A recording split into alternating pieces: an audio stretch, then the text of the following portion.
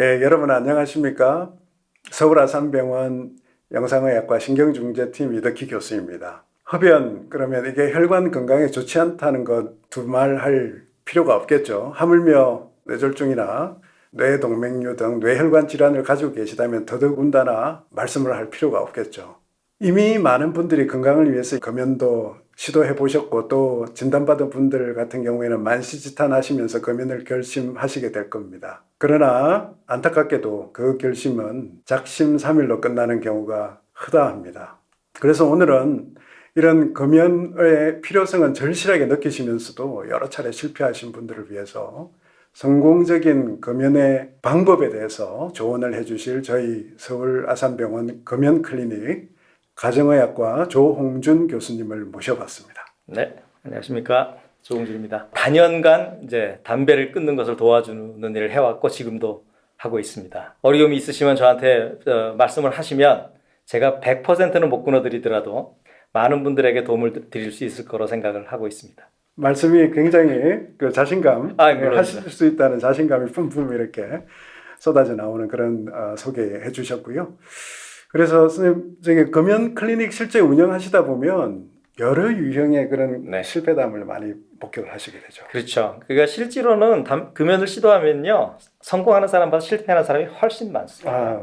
그러니까 1년에 보통 100명이 시도를 하면 한 3명 정도 자기 혼자 힘으로만 할 때 3명에서 5명밖에 안 되니까 실제로는 실패하는 사람이 훨씬 많은 거죠. 왜 그런가 하면 담배라고 하는 게 니코틴에 의존되어 있기 때문에 실제로 어떤 경우에는 코카인이나 이런 것보다도 더 의존성이 강하다고 하거든요. 그리고 값이 싸고 그렇죠. 쉽게 구할 수 있고 우리나라 같은 경우는 24시간 아무 때나 구할 수 있지 않습니까? 그러니까 실제로 담배를 끊는 게 훨씬 더 상당히 어렵습니다. 그래서 웬만한 마약보다 끊기가 어렵다. 이렇게 얘기하면 또 너무 처음부터 또 기운이 없어질 것 같은데 그래도 여러 가지 방법을 동원하면 길은 있다. 오늘 이제 그런 얘기를 드리고 싶은데요.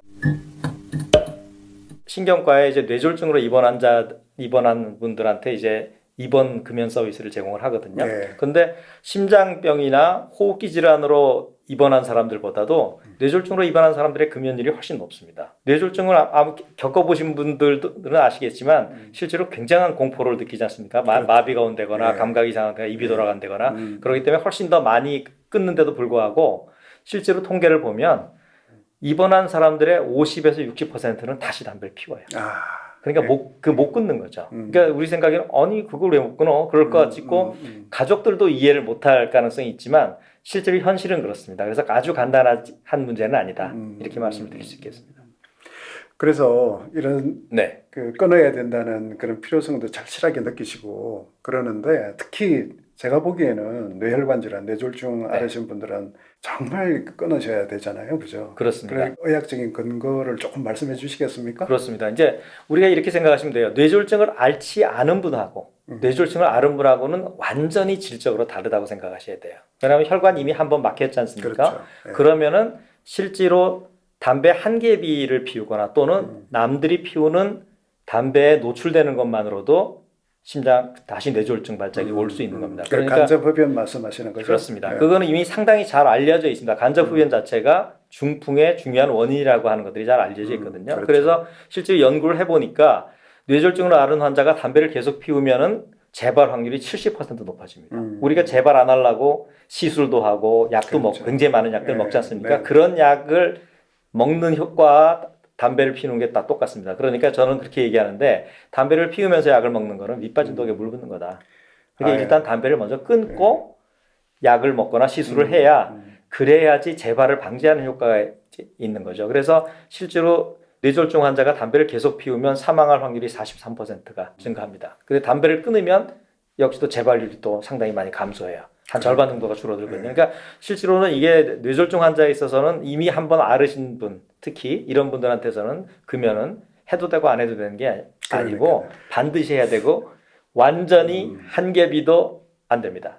그러니까요. 제가 외래에서 금연 정말 필요합니다 이렇게 말씀을 드리면 그 표정이 뭐 당연한 얘기를 하냐 이런 그런 표정을 가진 분들도 계시고 근데 약간 좀 과장한다 의사가. 그렇죠. 그렇게까지 흡연이 위험하냐 이런 생각을 또 가지시는 그렇죠. 분들이 그렇게 생각할 수 있는데 이제 제가 그 예를 들면 이제 폐암 환자가 담배를 끊는 거하고 뇌졸중 환자가 담배를 끊는 거는 완전히 질적으로 다릅니다. 폐암이라고 하는 거는 이미 암이 발생을 오랜 기간 누적돼서 발생했지 않습니까?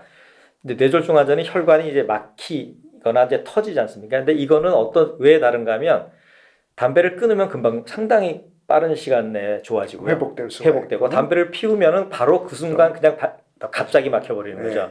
그렇기 때문에 둘은 개념이 완전히 다르다. 그래서 많은 분들이 이렇게 얘기해요. 아유, 그거 끊기 힘든데 밥만 피우면 안 되겠냐? 줄이면 안 되겠냐? 이렇게 얘기하고 또 요즘 이제 이 덜 해로운 담배라는 게 많이 나와 있어요. 그래서 전자담배 뭐 이런 그렇습니다. 거예요? 관련형 전자담배나 또는 액상형 전자담배가 나와 있거든요. 이런 걸로 가면 어떠냐 이렇게 얘기를 하는데 그건 안 됩니다. 왜냐하면 제가 말씀드렸듯이 한계비에 노출되는 것만으로도 다시 발작이 올 수 있고 혈관이 다시 막힐 수 있고 또는 전자담배나 이런 액상형이나 관련형 전자담배 모두 다 니코틴을 가지고 있기 때문에 니코틴 자체가 혈관을 수축시키고 혈관에 있는 그 막히는데 상당히 기여를 하는 건 알려져 있거든요. 그래서 그렇게 가는 건 안 된다. 제가 아무리 그 환자분들이 저 사람 또 너무 과장하는 거 아니야 이런 생각이 들지라도 사실을 정확하게 얘기하는 겁니다. 이 얘기를 정확하게 안 해준다 그러면 그 의사가 오히려 환자에게 그 위험을 제대로 설명을 못하는 거라고 저는 말씀드릴 수 있겠습니다.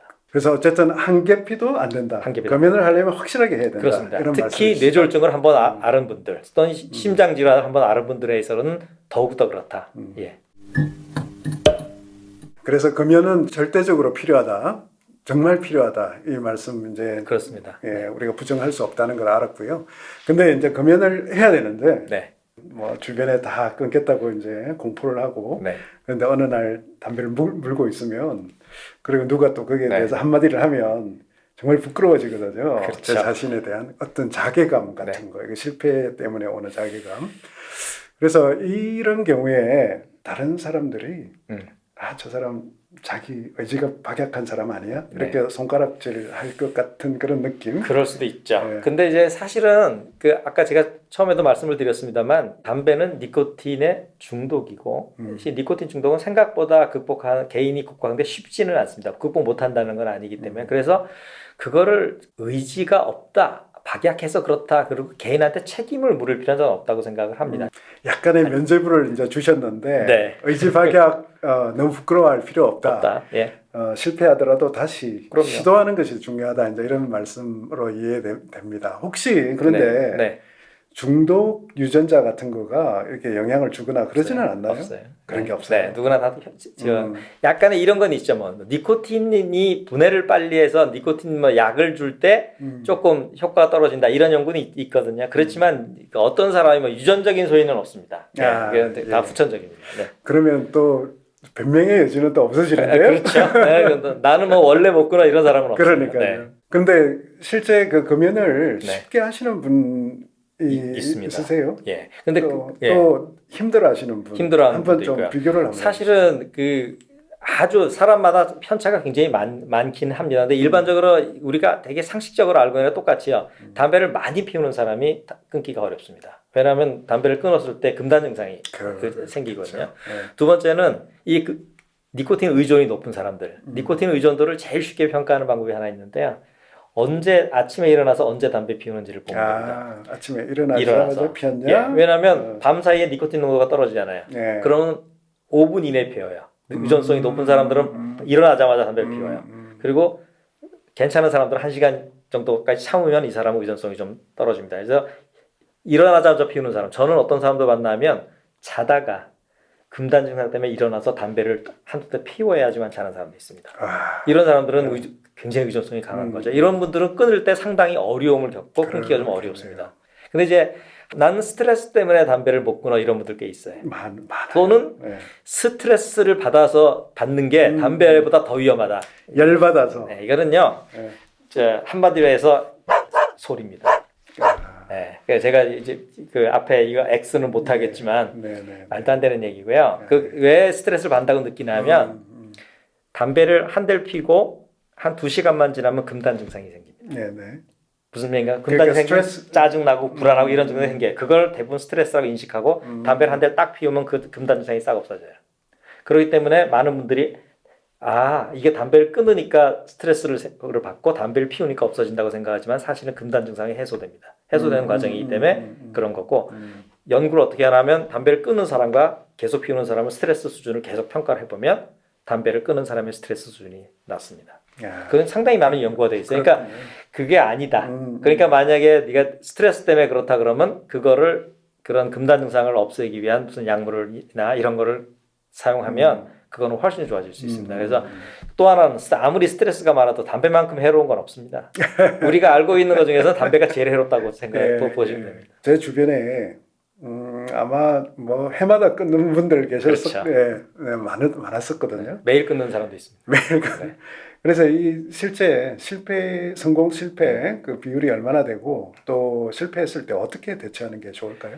그러니까 이제 보통 이렇게 도움을 받지 않고 끊으면 100명이 성공하면 3명에서 5명 정도 끊습니다. 1년 동안. 그러니까 우리가 끊었다고 얘기하려면 담배 1년 동안 안 피우는 걸 끊었다 그러거든요. 네. 그러면은 1년이요? 예. 1년 동안 그러니까 안 피우는 사람이 3사람에서 5사람. 그러면 이제 어느 건 95%, 97%가 실패하네 맞습니다. 그런데 그 다음에도 또 시도하면 되니까.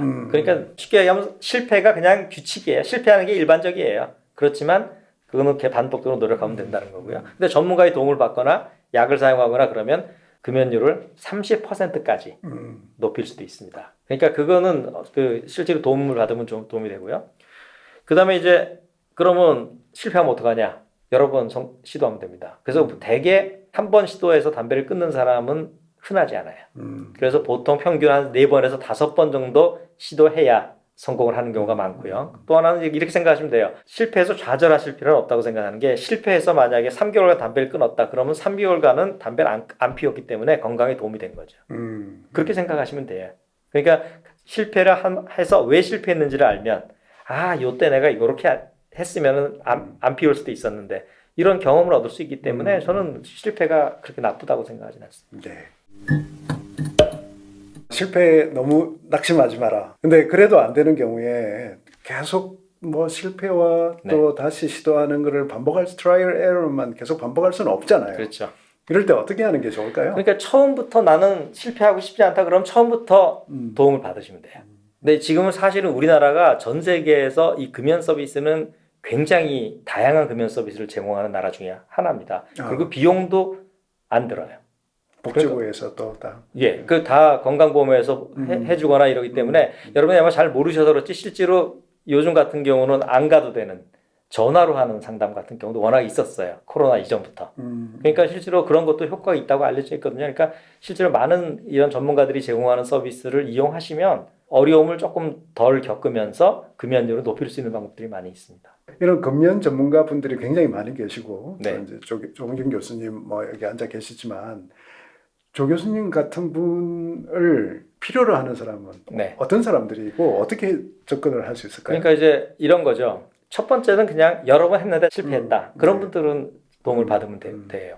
두 번째는 나는 처음부터 무서워. 내가 하는 게 그런 분도 그냥 오시면 됩니다. 왜냐하면 우리는 문턱이 굉장히 낮기 때문에 가능하고요. 세 번째는 담배를 많이 피우는 분들. 이런 분들은 끊는데 약간의 어려움이 겪을 가능성이 있어요. 또 하나는 아까도 말씀드렸습니다만 의존이 심한 사람, 니코틴 의존이 심한 경우는 아까 아침에 일어나서 바로 5분 이내 담배 피우는 사람들. 이런 사람들은 이제 역시 도움을 받는 게 좋고요. 반드시 끊어야 되는 사람들. 그러니까 지금 이제 중풍이나 이런 걸 앓는 분들은 아까도 말씀드렸습니다만 한 개비도 안 되잖아요. 실패가 굉장히 치명적인 결과를 초래할 수 있는 거죠. 이런 분들은 저는 처음부터 도움을 받으시는 게 좋겠다 이렇게 말씀드립니다. 네, 알겠습니다. 그 실제 금연 프로그램 프로세스는 어떻게? 사실은 외래 보는 거랑 똑같습니다.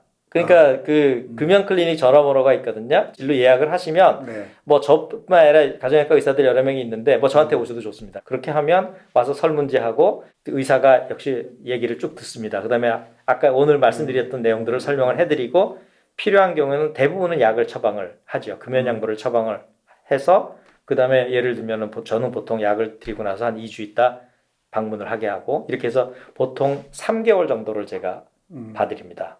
예, 그러니까 그냥 고혈압약 받듯이 그 대신에 이거는 약의 처방이 한 달 간격밖에 안 되기 한 달밖에 못 드리기 때문에 저랑 대개 한 6번, 8번 요 정도 하고요. 그다음에 실패하면 또 약을 또 바꾸면 되고 이제 이런 과정이니까 보통 이제 우리가 고혈압이나 당뇨 환자 같이 치료를 하시면 돼요. 특별히 뭐 아주 엄청나게 다른 뭐가 있는 건 아니에요. 실제 어떤 보조제나 약들을 쓰고 계신가요? 지금 우리나라에서 쓸 수 있는 약은요, 먹는 약이 두 가지가 있고, 하나는 니코틴을 공급해주는 니코틴 대체제라 그러는데, 이거는 이제 니코틴 대체제는 패치라 그래서 이렇게 붙이는 피부로 집어넣는 게 있고, 그 다음에 껌, 목사탕 이런 게 있습니다. 그리고 또 하나는 두 가지 약이 있는데, 하나는 바레니클린이라는 약인데, 요 약을 제일 많이 씁니다. 이게 제일 상당히 효과가 좋고요. 그 약을 먹으면 뇌로 들어갑니다. 뇌로 들어가서 이 약이 왜 좋냐 하면, 하나는요, 약간 뇌를 거기에서 니코틴 작용 같이 자극을 시켜주면서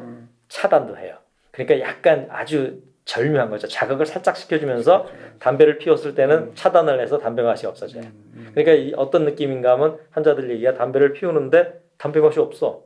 그러니까 그러니까 담배를 안 피우는 거죠. 그러면서도 금단 증상은 또 싹 없애줍니다. 그러니까 이론적으로는 굉장히 좋은 약이에요. 근데 실제로 그 세 가지 약 중에서는 그 약이 그 현재는 효과가 굉장히 좋은 것 같아서 대개는 그 합병증 그 약에 금기증이 없으면 이 약을 씁니다. 그 약을 쓰는 게 상당히 또 성공률을 높이는 것 네네. 같은데요. 비용이 많이 듭니까? 워낙 약값은 상당히 비쌉니다. 그 한 달 정도면 옛날에 그 보험이 안 될 때는 30만 원 정도 됐는데 지금은 어떻게 돼 있냐면 건강보험에서 그 약은 먹는 약은 대줍니다. 그러니까 약값을. 그래서 3분의 1 정도만 내는데 저한테 6번 오거나 또는 약을 84일 처방을 받으면 그 본인 부담금을 도로 돌려줍니다. 그러니까 무슨 얘기인가 하면 그냥 3개월 쭉 다니시면 담배를 끊는 거랑 상관없이 예, 못 끊어도 괜찮아요. 예, 못 끊어도 약값은 다 돌려줘요. 그러니까 결국은 그 진료비는 안 드는 거예요.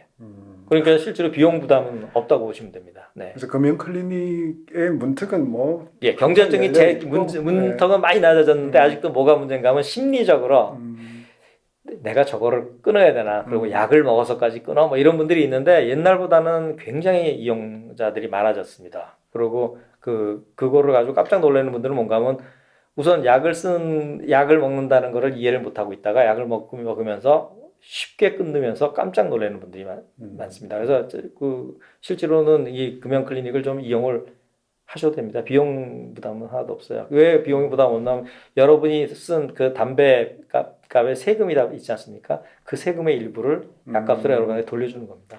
그렇군요. 네. 저 같으면 그냥 제 혼자 노력하는 것보다 저 조홍진 교수님 꼭 한번 찾아가겠습니다. 여러분들도 그렇게 한번 고려해 보시기 바랍니다.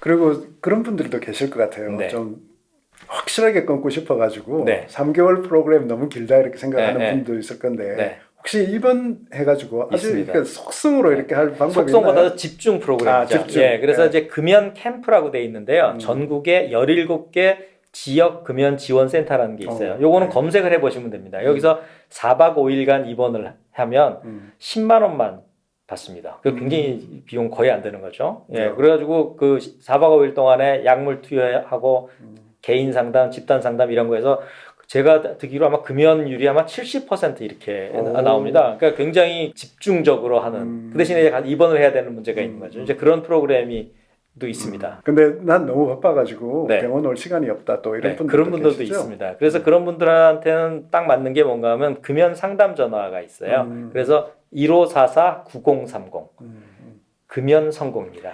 1544-9030 거기다 전화를 먼저 하시면은요 그 사람들이 예약을 잡아줘요. 그리고 자기들이 콜백을 전화를 해줍니다. 그다음에 돈 하나도 안 드는데 이 금연 상담 전화도 금연율은 상당히 좋습니다. 그러니까 예를 들면 임산부라든가 뭐 이런 분들이 청소년 또는 그 요즘 같이 사람들 만나기 힘들고 병원 가기 무섭다. 그러면 거기다 전화하셔도 도움을 받으실 수 있습니다.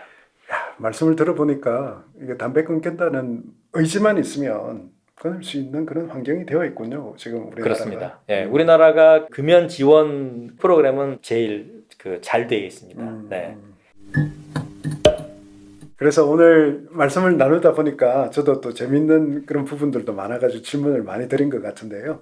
그래서 이 정도 마무리를 해야 될 것 같은데 네네. 듣고 계신 분들에게 좀 네. 정리하시고 강조하시고 싶은 말씀 해주시면서 마무리를 좀 해주시죠. 그러니까 제가 환자들한테 항상 중풍 환자들한테 얘기하는 건 첫째, 담배는 한 겹이도 안 됩니다.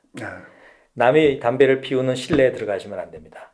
두 번째는 한 번만에 못 끊으실 수도 있어요. 근데 도움을 받고 여러 번 노력을 하시면 의지박약은 없습니다. 하실 뭐 그래도 못 하실 수는 있겠습니다만 그런 거를 반복하다 보면 언젠가는 담배를 끊게 될 거라고 생각하고 그러면 아마 얼마나 좋아지는지 그리고 주위 사람들이 얼마나 좋아하는지를 아마 알게 되실 겁니다. 힘드시면 저한테 오시면 제가 뭐 성심성의껏 도와드리겠습니다. 네. 또 프로그램에 많은 것도 오늘 알았으니까요. 여러분 조금이라도 도움되는 그런 영상이 되기를 바라겠습니다. 2022년 다가오는 해에 금연 성공하시고 건강한 나날 이어가실 수 있기를 바랍니다. 감사합니다. 조홍준 교수님. 감사합니다.